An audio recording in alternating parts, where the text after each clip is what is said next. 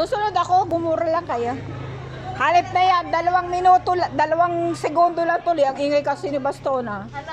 2 segundo lang.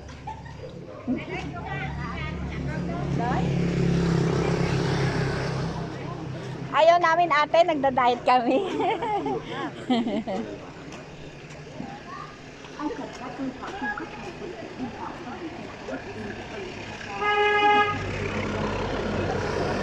Hoy, alam mo ba?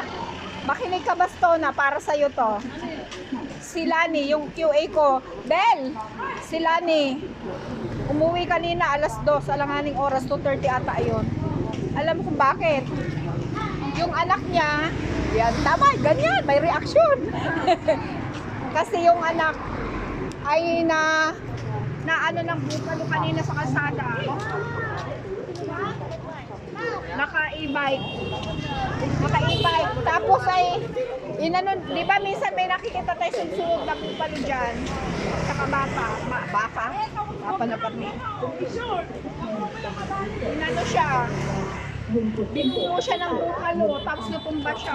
Siguro nakatikit kasi siya.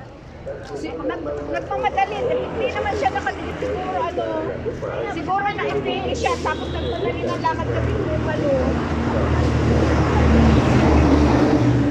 Alam mo ba itong area na to? Lagi itong trending sa akin eh.